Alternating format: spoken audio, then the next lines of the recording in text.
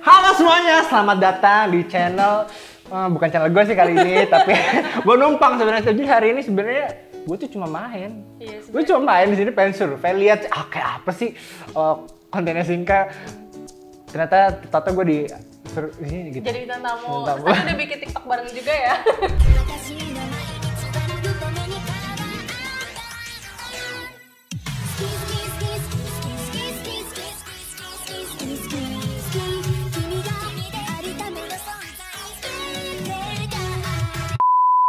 Lo nggak lihat nggak? Ini gue agak basah sih sebelumnya.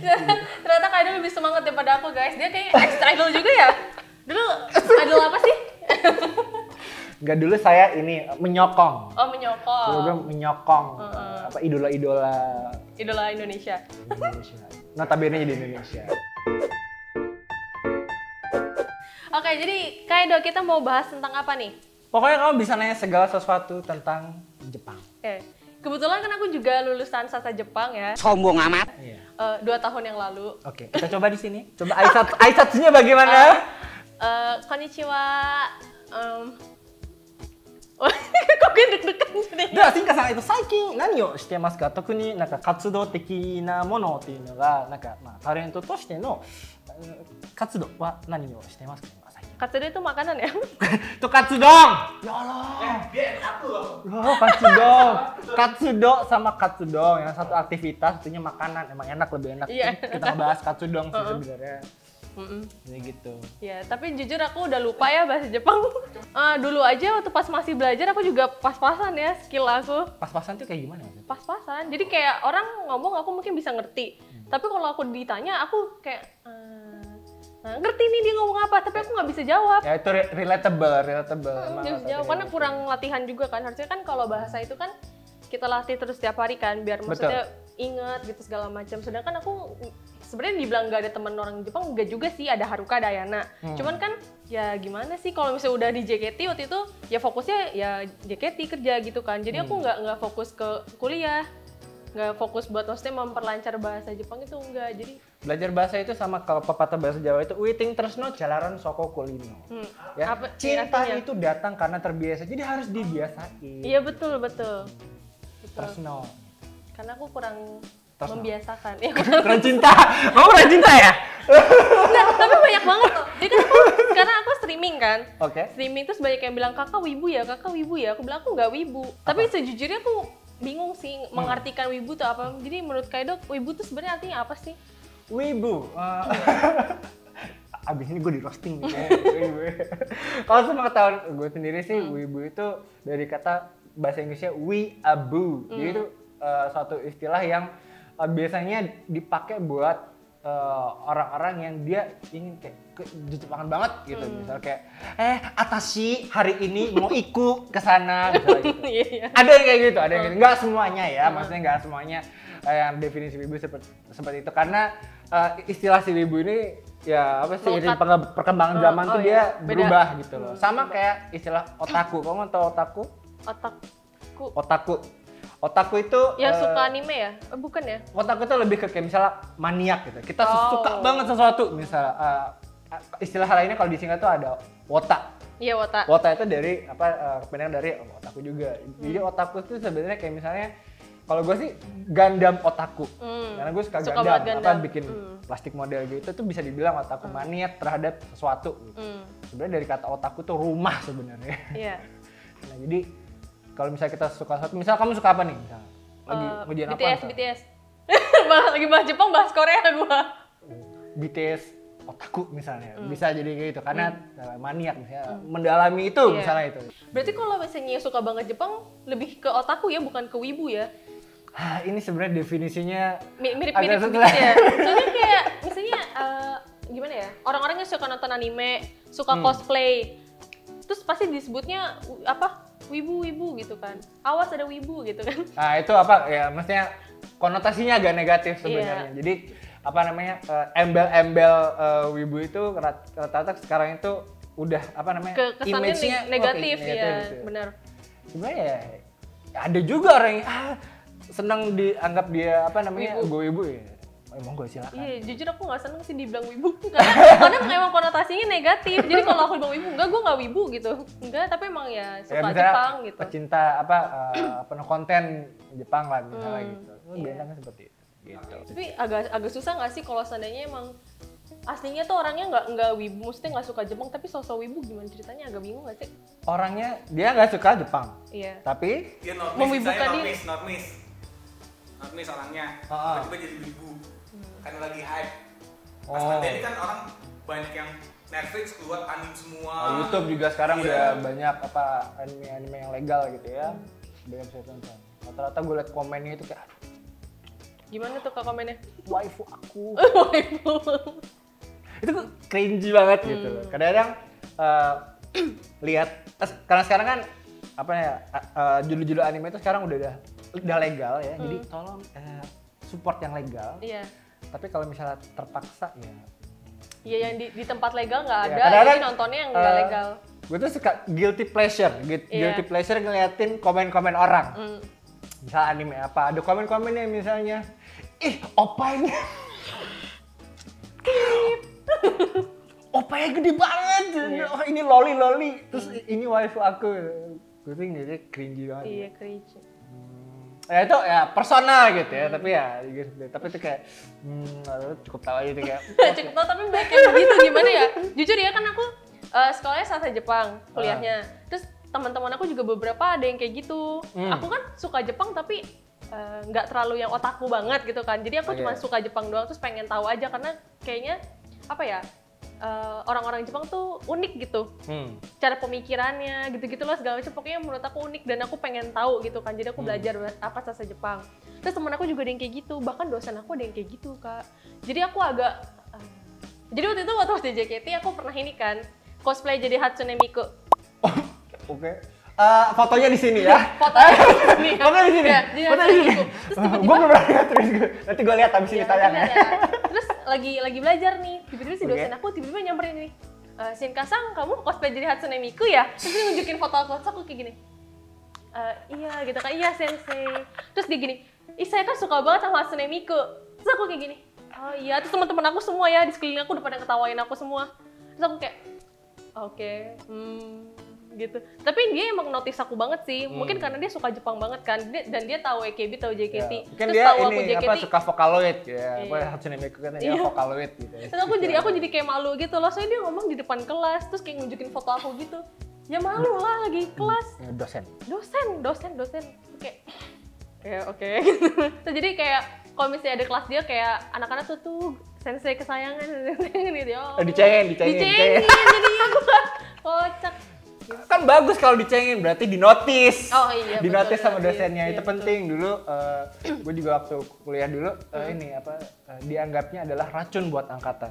Kenapa gitu Kak? Wah, racun buat angkatan. Kenapa? Karena gue suka nanya hal-hal yang di luar pelajaran itu dan udah misalnya bab 1 nih, gue nanya bab 2, lagi belajar bab 2 nanya bab 4 misalnya. Oh, emang semangat jadi belajar ya? Dosennya Merasa entah gimana ya sebel gitu misalnya ini bukan pelajaran ini, kamu tuh sombong ya. Ini buat anak-anak program studi gue mungkin tahu siapa tapi jadi biasanya suka nanya gitu. Sensei kalau ini tapi waktu di sini misalnya kamu tuh bukan waktunya sekarang gitu ya, kamu terlalu jauh, kamu tuh sombong ya, kamu racun buat angkatan kamu. teman-teman Kaido pada sebel sama Kaido deh kayaknya. Iya nggak sih? Okay. Nggak, soalnya kalau anak-anak yang suka nanya dan nanya itu yang belum diajarin pasti orang kayak suka kesel gitu nggak sih? Kayak ngapain sih nanya gitu? Iya kan, jujur. Soalnya aku tuh tipe yang diem Kak. Itu setelah berapa lama sadar diri? Akhirnya sadar diri. Gue nyebelin ya. Menurut Kaido yang menarik dari budaya Jepang apa? Oh, menarik dari budaya Jepang adalah mereka preserve atau memelihara kemudian maintenance budaya mereka sampai sekarang. Itu yang menurut gua bagus banget gitu ya. Bener-bener. Karena misalnya kalau Indonesia kan ada Candi Borobudur gitu. Emang harus kita lestarikan karena itu ya sumber devisa kita. Iya. Dan juga salah satu objek wisata juga, dan itu juga bukan cuma buat hiburan buat orang luar, tapi ya kita juga Borobudur itu bagus loh, gue beberapa kali kesana gitu, dan kalau ada pertunjukan juga orang lokal juga senang gitu. Itu yang membuat gue menarik budaya Jepang dan juga ya unik sih sebenarnya. Orang-orangnya ya. Ya orangnya juga unik, budaya-budaya juga unik juga. Yang mungkin yang paling unik pernah gue nggak lihat langsung ya, ini gue pengen lihat ini langsung adalah kalau nggak salah itu Matsuri, tapi kamu tahu omikoshi kan yang ditarik itu apa di dinding itu? Oh iya. Gitu. Omikoshi tapi itunya cincin. Apa tuh cincin? Cincin itu tenis. Sensor. Jadi kemudian apa festival kesuburan. Gitu. Jadi dia omikoshinya itu bentuknya pipi gitu ya. Aku pas belajar kemarin nggak ada bahas itu sih. Mungkin kamu kelewat halamannya mungkin ya. Tapi ada kayak gitu, ada yang apa sisi absurdnya juga ada ya. Tapi itu yang menarik dari situ dan banyak variasinya lah gitu. Nah, itu bagus dan sebenarnya itu ya bisa beberapa nilai-nilai itu bisa diterapin juga di di Indonesia juga. Tapi susah sih kayaknya. Kayak ini deh salah satu contohnya yang misalnya? Di Jepang yang ngebagi-bagiin sampah. Ngemisah-misah sampah. Memilah sampah. Ya kayak plastik. Gomi bumbetsu ya, bumbetsu. Itu kan bagus ya? Itu bagus banget. Cuman kalau di Indonesia coba, nggak bakal jalan kan? Awal-awal jalan ya, misalnya ditaruh nih apa organik, anorganik, bisa terbakar, tidak pokoknya gitu. Itu awal-awal ada, tempatnya ada. Gitu. Cuman kadang-kadang orang juga tetap aja masukinnya ngasal kan? Itu sebenarnya waktu dulu ke Jepang pertama kali itu bingung banget, apa namanya Gomi bumbetsu itu. Ini masuknya kemana ya? Iya. Oke ini plastik, tapi ini plastik bisa kebakar. Tapi jadi mau buang sampah kok gue pusing. Dan pernah dimarahin gara-gara salah buang hari. Iya. Salah dibuang harinya hari Kamis misalnya, iya, sampah yang bisa kebakar. Tapi gue ngeluarin sampah organik misalnya, itu nggak boleh. Soalnya kalau di Jepang tuh ada pembagian hari-harinya setiap pembuangan sampah. Yes, bahkan kayak misalnya kulkas itu kita harus bayar buat apa ngebuang. Pokoknya yang gede-gede kalau mau dibuang bayar. Terus Kaido kenapa sih kok bisa tertarik gitu belajar tentang Jepang-Jepangan ini? Dulu mungkin waktu masih SMA, jadi mungkin kelas 3 gitu, apa namanya, mau kemana nih? Terus emang pada waktu itu ada majalah, sekarang udah nggak ada, majalah Animonster. Kamu nggak tahu? Nggak tahu. Beda generasi gitu ya. Jadi berapa tahun kita? Ya jadi ada majalah Animonster, dia ada apa kolom misalnya tata bahasa Jepang. Iya. Jadi kayak lucu juga nih bahasa Jepang ya, kayak kedengerannya lucu gitu. Terus kayak tata bahasanya menarik, dari situ kayak udah mulai baca-baca, terus jadi suka Jepang juga. Terus dari guru bahasa Inggris dulu waktu Ibu Amel, sekarang dia udah udah wafat. Dan mungkin beliau yang berperan paling besar ya, meng-guide gue untuk masuk ke program studi Jepang. Kamu lebih cocok nih ke bahasa gitu, affinity-nya, kecocokannya bagus nih, udah. Karena pas bahasa Inggris Kaido bagus.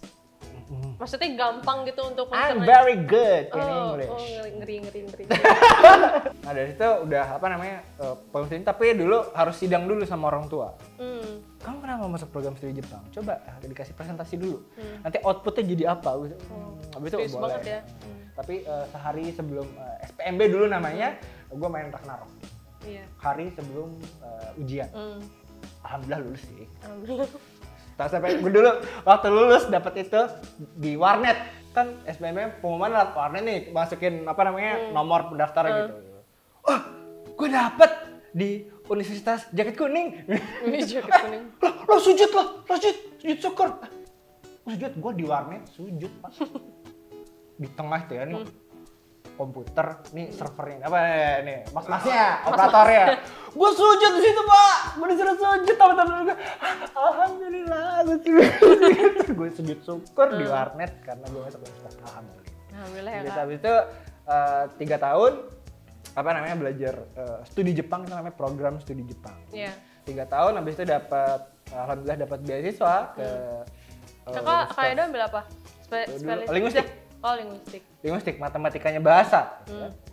Gue matematika bego tapi. Itu susah banget tuh linguistik. Tapi menarik. Linguistik habis itu setahun di abroad di Universitas Waseda. Oh. Waseda, setahun habis itu balik lagi. Tempatnya Jerome ya? Jerome ya. Gue sampainya ya. Widih. Terus balik satu semester skripsi tamat. Alhamdulillah tamat. Habis itu baru kerja jadi translator, interpreter, kemudian masuk advertising, terus entertainment sampai sekarang. Agak banyak ya. Sebenarnya gue kecemplung sih sebenarnya, kecemplung ya. Diajak sama senpai gitu, ada ini syuting. Oh syuting apa ini? Syuting TVC, TV komersial itu dulu di Sulawesi. Jauh banget nih Sulawesi, masih panas banget. Itu pertama kali syuting, jadi waktu itu masih jadi interpreter, bantuin director sama talentnya sama orang-orang lokal, merangkap koordinator juga gitu. Bawain kamera, ganti baterai, gitu juga. Jadi nggak cuma interpreter aja.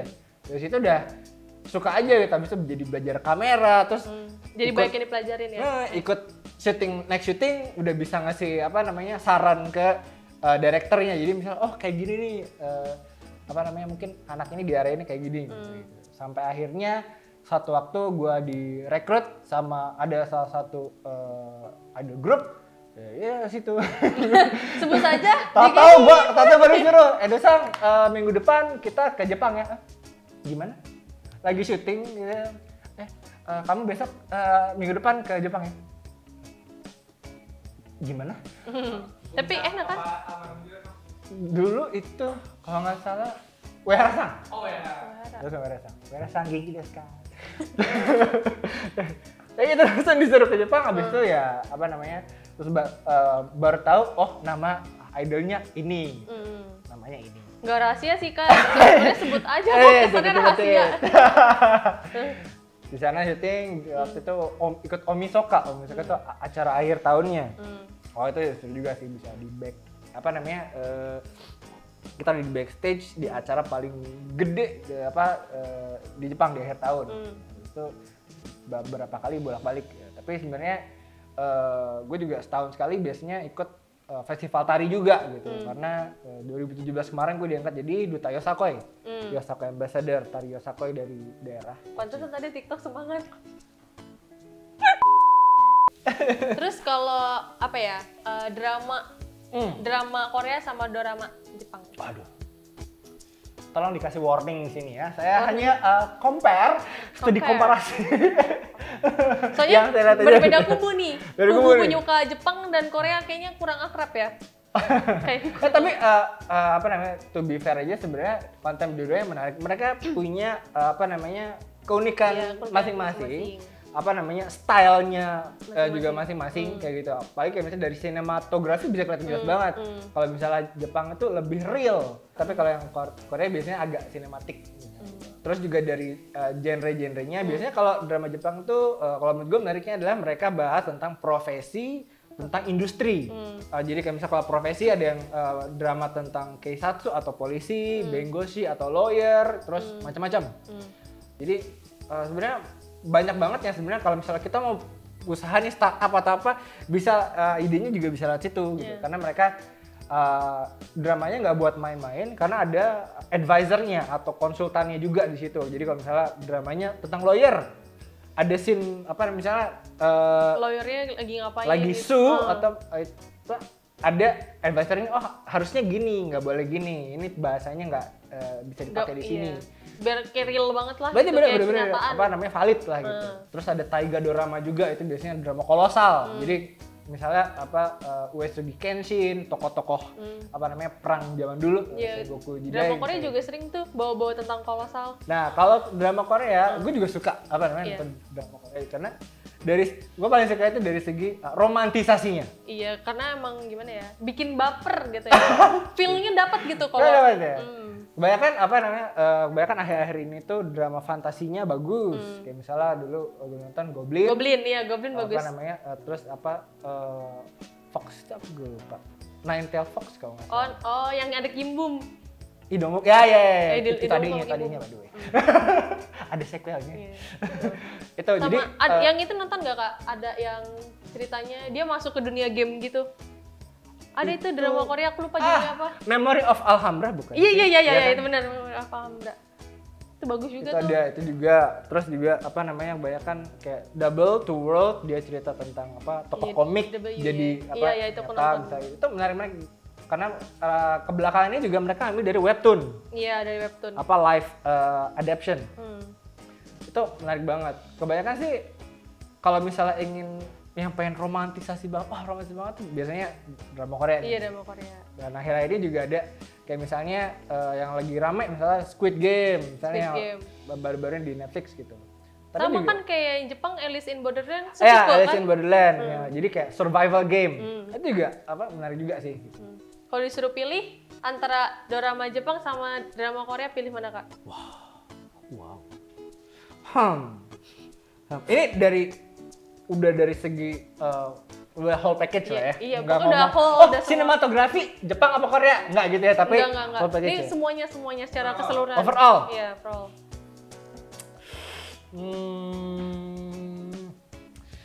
Kok jadi susah sih kalau aku ditanya aku sejauh drama Korea. Apa namanya? Gue masih pilih Jepang. Kenapa? Karena gue suka out of the box nih, konsep out of the box-nya Jepang. Rata-rata mereka pioneer di situ. Kayak misalnya kalau survival game dulu, kalau misalnya penonton Battle Royale, terus juga ada Kaiji, ya, atau The Gambling, tapi itu dia survival juga. Emang kebanyakan lead-nya Jepang punya. Harus gue kalau gue lihat akui gitu ya. Jadi kayak misalnya survival game, tema-tema seperti itu jadi dulu Jepang awalnya dulu gitu. Kalau aku sih nggak terlalu ngikutin drama Jepang ya, waktu itu aku nonton. Sebenarnya dia live action sih dari anime. Oke. Aku lebih suka animenya, soalnya pas live action menurut aku agak aneh gitu. Apa itu live action apa dia? Lupa lagi. Bukan. Attack Gintama, Dragon Ball ada. Bukan. Pokoknya ada beberapa live action yang aku tonton, terus aku tuh kayak pokoknya inti drama-drama Jepang tuh yang aku tangkap ya, dia tuh fokus ke nunjukin usahanya seseorang gitu, karena kan emang mereka kayak budayanya emang kayak harus nunjukin usahanya gitu kan. Banyak kan emang kalau kayak drama Jepang itu menunjukkan sisi humanitas, kayak gue sosialnya. Berusaha untuk mendapatkan ini yang gitu loh. Kayak misalnya, kamu pernah nonton nggak? Shin Godzilla. Godzilla Jepang ya. Shin Godzilla itu mungkin kalau kayak orang luar nonton itu bingung tentang konsepnya karena dia dibahas politiknya. Ketika si Godzilla ini datang, itu waktu pas banget beberapa tahun lalu nonton itu di bioskop Jepang, bingung. Ini film monster kaiju gitu Godzilla, tapi gue nggak nangkep karena banyak politik Jepangnya. Jadi gimana Jepang menghadapi bencana itu pemerintahnya gimana? Itu lebih ngebahasnya ke situ. Kayak wah ini out of the box banget sih. Iya bener.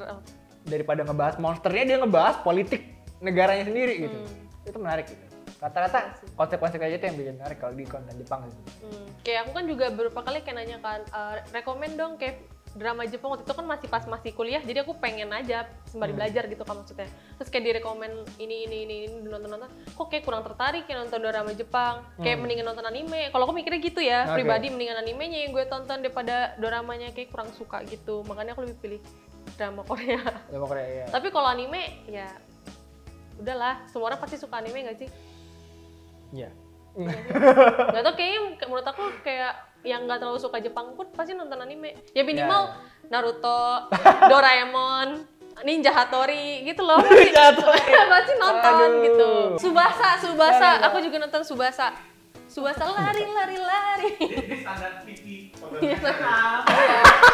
Makanya kan aku bilang mungkin yang nggak suka Jepang pun pasti nonton anime. Mantap juga deh. Aku nonton semua deh kayaknya. Gak nyangka. Itu siapa? Yang Inuyasha ya? Oh Inuyasha. Sekarang ada cerita anaknya kalau sekarang. Kayak Naruto, Boruto. Aku Borutonya belum nonton malah. Iya, next generation-nya. Sekarang anaknya cewek-cewek semua bertiga. Jadi kalau gitu terima kasih Kak Edo sudah ngobrol-ngobrol sama aku bahas tentang Jepang, Korea. Mungkin ada yang mau dipromosikan YouTube-nya, channel apa? Jadi gini, akhir-akhir ini saya buat channel gitu ya. Channel namanya Eduardo Channel. Di search aja Eduardo di YouTube. Kalau misalnya kalian mau main, silakan. Gue review all about Japan dari bahasa, budaya, jadi konten entertainment juga, dan gue ada vlog juga supaya kita healthy. Ya. Oke, makasih ya Kak Edo. Sama-sama. Oke guys, jangan lupa like, comment, and subscribe. See you on the next video. Dadah!